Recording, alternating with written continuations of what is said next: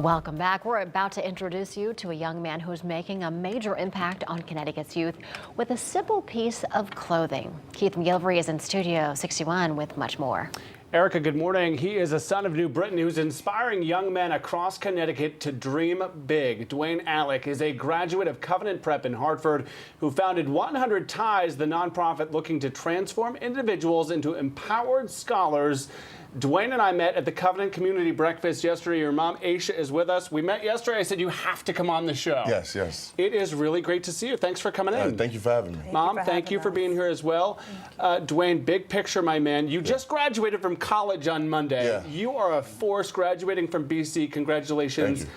Talk about this nonprofit that's been off the ground for a year. 100 Ties, what's it all about? Yes. For me, 100 Ties means everything to me. I want to be a living proof for the youth. And what that means to me is be able to give them a mentor, somebody they can look up to, somebody that is doing all the things they aspire to do. And I think that 100 Ties is a great way that we give back and teach young men and youth how to tie a tie. So that's the biggest goal for us. And I had the privilege of seeing you in action yesterday. You were a Covenant Prep grad. You've worked with these young men, 5th to 8th grade, so impressive, but you're also working in other communities as well. And it is so much more than a tie from the standpoint that yesterday you were talking to these young people about the importance of making a good first impression and how a tie or presenting yourself well does that. What was so important to you about that? Yeah, I think that, like I said to the kids earlier, a good first impression means everything. I think that when you first step into the door, a tie, presenting yourself well is very important, especially for a young black man. And I think that that's the whole reason of doing this, to inspire people, to make them understand that we're more than just athletes. We're young black successful men, and that's the reason that we wanted to start this tie. Mom, your son is living proof of excellence and the idea that you can do great things. Speak to me from your heart and what it's like to see him succeed in this way and pay it forward, really. Yeah, I say, not so bad for a teenage mom. I just am so proud of him really being the person that he needed growing up to the youth in the community that we grew up in. And so, our work is not done yet because we haven't reached every youth that we could reach. We could always do more, but it's just really bittersweet for me to watch him grow up, but also to see him become the man that I worked so hard for him to be. So much congratulations. Right now we're looking at a series of pictures. First, your graduation from Covenant Prep.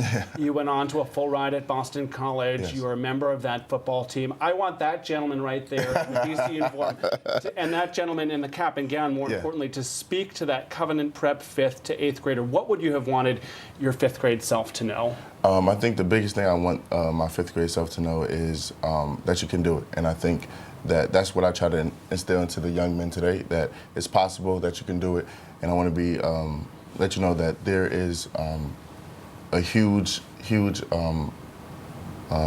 program and that I want to be out there to support everybody, and I just want them to know that you can do it and everything is possible and that your goals are not unachievable. So yeah. I often say there are few forces in life more powerful than a mom on a mission. Yes. What do you want your mom to know about what she's been able to do for you? Yes. I wanted to tell my mom, look at her and tell her that I couldn't do any of this without her. I think that she is my anchor. I think that for a lot of young black men, a mom is very important.